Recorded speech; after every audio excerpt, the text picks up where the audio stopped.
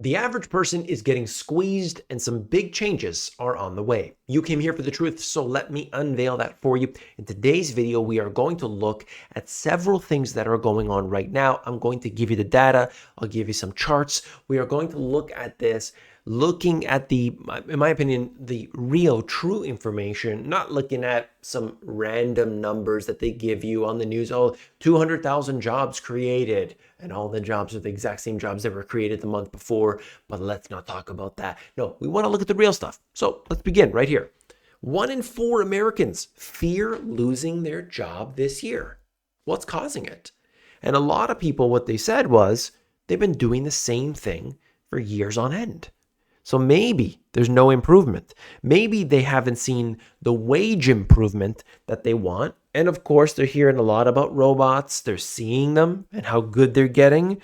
They're looking at AI and they're saying, at what point does this replace my job? It used to be the factory workers that were getting real worried, and then they offshored the jobs. Factory workers also, they were turning a knob all day long. And then what happened? Well, they did get replaced, but they went on to other things, right? Maybe, perhaps.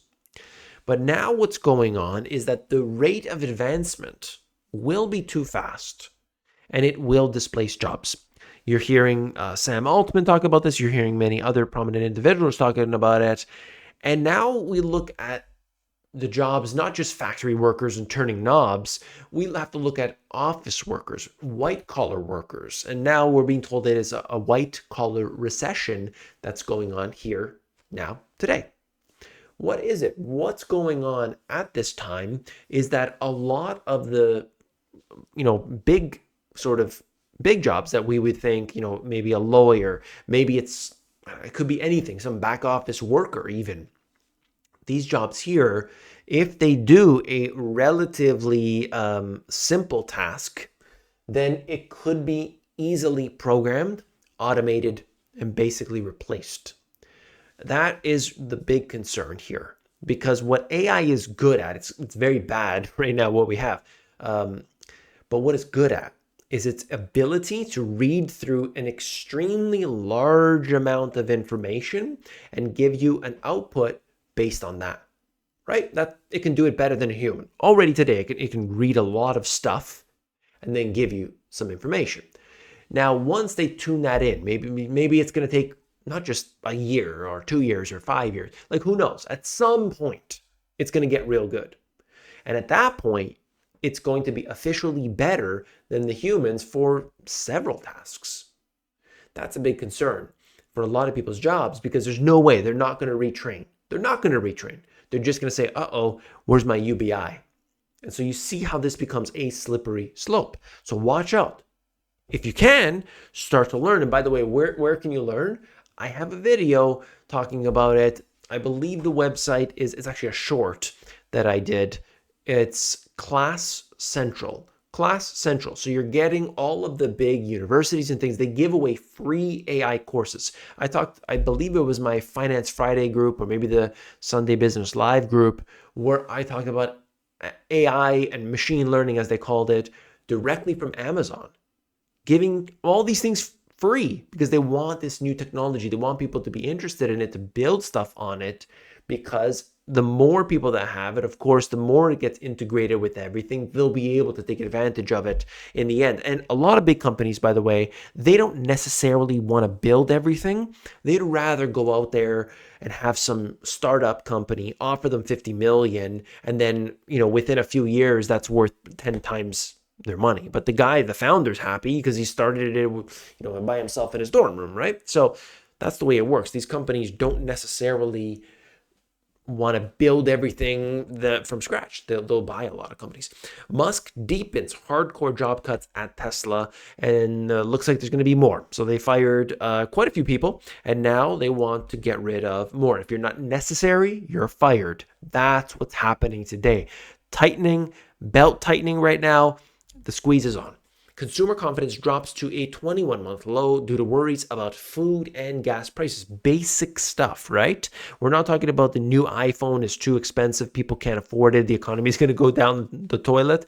No, we're talking about food and gas prices coming in an election year. I'd be interested to see what happens with that. Walmart started testing cashierless, all self checkout big box stores. That was the first in in the US and then in Canada. This was back in 2020. Didn't go so well. Did not go so well. Some people like it. Certainly, it allows them to walk off with some items that are maybe not paid for, and the theft is becoming a big issue. So they're closing that loophole up. This is one aspect, but what they thought and what they were trying to do specifically was to get rid of cashiers.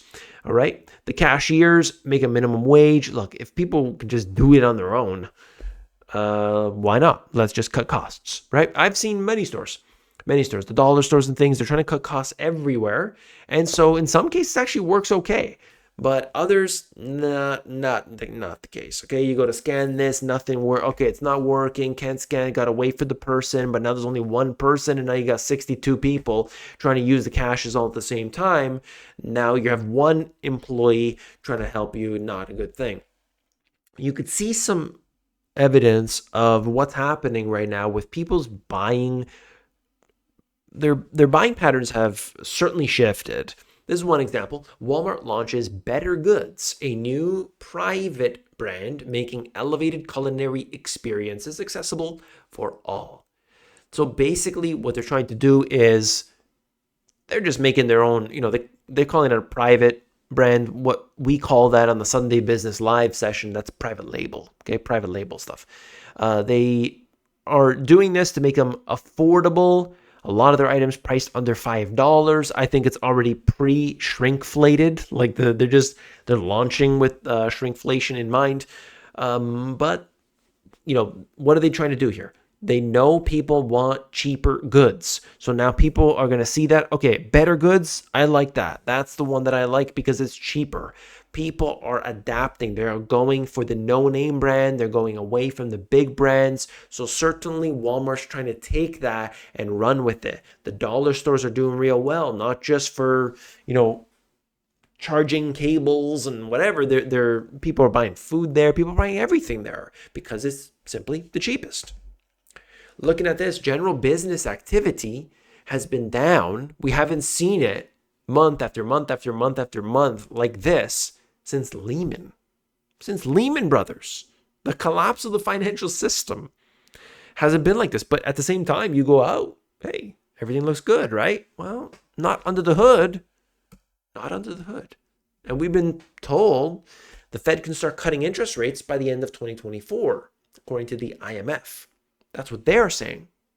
But understand here a couple things. So people are saying, no, they're going to hike interest rates. Well, inflation is one factor, but a weak economy, if you want to get that economy going, what do you got to do? You got to cut interest rates, not increase interest rates. So it depends on what information you're looking at. I would be mindful of what we're paying attention to. Just keep that in mind, okay? Then this is another one. Stimulus in China would be unwelcome tailwind for US CPI. So China's PPI, the producer price index, is a factor. So if they have higher input costs, raw materials, employment, and of course like storage and warehousing and things, and also their fulfillment on their side, if all of that stuff is more expensive, what does that do? They have to charge a higher price. I dealt with this myself for a product that I'm not going to be doing anymore. But where they can take advantage is the fact that their a foreign exchange is much more favorable now than it was before if they're making US dollar. So if they're getting paid in US dollar, well, they did get a boost there. But anyway, the point is what we have to see is the concern. So we watch that, we pay attention, and we can see kind of where that would end up in the United States and other places around the world, okay? So that's for today. If you want to basically look into more information, if you haven't read my 2 books before, I've got lots of free stuff too.